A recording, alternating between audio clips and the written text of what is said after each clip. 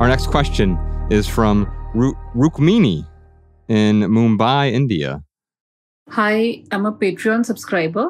My name is Rukmini and I'm from Mumbai, India. How do you deal with misery arising from memory, from involuntary reminders of mistakes from the past? You know, mistakes are a real fascinating thing because when we make a mistake and we don't learn from it, what happens? We keep making the same mistake. Our friend Drew, who did the music for both of our films, him and Nate, they formed this band VVE. But his first band, which I really love, Parlor Hawk, that he had this amazing line. I learned a lot of good lessons here that I choose to forget. And isn't that true? We learn a lesson, and then of course, when it becomes inconvenient, that lesson goes by the wayside. But here's the opposite of that. A mistake ceases to be a mistake as soon as it actually becomes a lesson. As soon as you've learned something from it, it's no longer a mistake. And so, Rukmini, if you have actually learned your lesson and it's moved you forward in a way so that you're not going to make that same mistake, then you can simply let it go. How do you let go? You stop clinging to that mistake because you realize it wasn't a mistake after all. Yeah, you know, a memory is not an objective recollection of past events. It's an imperfect recollection of past events, plus a personal narrative about how that event fits into the broader story of our lives. And the way you let go of a memory that brings pain is you recognize that this is not me seeing it as it actually is in some objective sense. It's my story that brings the pain. And that story can be changed. That story can be negotiated. That story can be tinkered with. And, you know, you think about all success stories, none of them mean anything if they don't have some kind of embarrassing failure in them. That's what makes the success stories interesting. Now, the person with the success story can say, hey, there was this time where the first time I went on stage, I completely bombed and put my foot in my mouth. Or the first time, you know, I asked out the lady that turned out to be my wife, I completely embarrassed myself and she laughed at me. If you just remember that event, it can be like a really bad thing. But what makes the success story interesting? They contextualize it by saying, and this is what that means. It impacted me this way, and I learned this, and I got better as a result of that, and I went on to achieve this, accomplish that, create XYZ, whatever it may be. And so it's not failure until you've accepted it as final. If there's something bad or unpleasant that has happened in your experience, just know that that is not the story.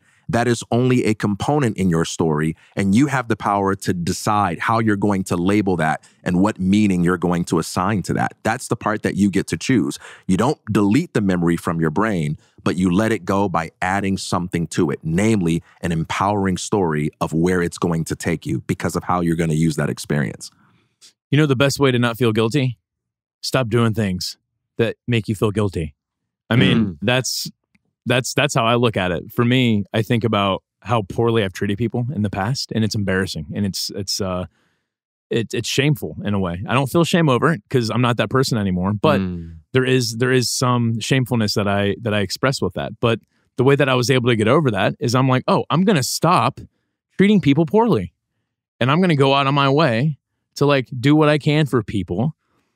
That way, I won't feel guilty about treating people poorly. And I promise you, like if you Rukmini, if you go out of your way to like be the person that you really want to be and that you know that you are, like you can start to let go of that guilt for sure. There's another layer to that as well, because you just talked about two components there. One is you stop treating people poorly, and that's actually the main component. Sure. Because as soon as you stop treating people poorly, it's not like you have to give them effusive praise throughout every day, because that can also come off as disingenuous. That's not what we're talking about here. And so what you really did is you decluttered the meanness, the lack of concern or lack of compassion or whatever. It wasn't even about treating them nicely yet. It was about merely dropping that behavior that turned them off and also turned you off, by the way. Now, why do we do that?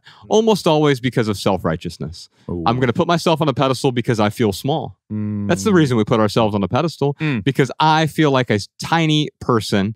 And so I need to raise myself up so you can see me eye to eye. Or, you know what? I want to look down on you so I can feel powerful. I can feel like I'm in control. I can feel like I'm better than you. And so I start treating you poorly, not knowing that I'm treating you poorly, merely because I feel insignificant. Well, if you simply realize that you are significant, regardless of what other people think about you, whether or not you get their acceptance, their veneration, their praise, their quote unquote love, right?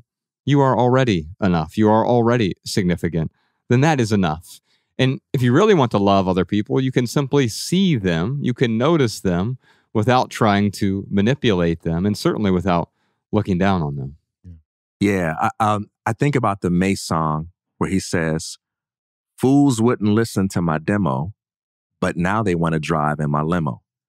And one of the things that lyric illustrates is that you can always put a comma behind a negative past and a but after that comma, and you can add something positive to it that makes that negative memory something that is an exciting and essential part of your story. And Ryan just did it. He said, "I used to do things that make me feel bad, comma, but now I'm a better person than I used to be." Yeah. Now I do things that serve people, that help them, and that empower them. Mm-hmm. And we can do that with anything.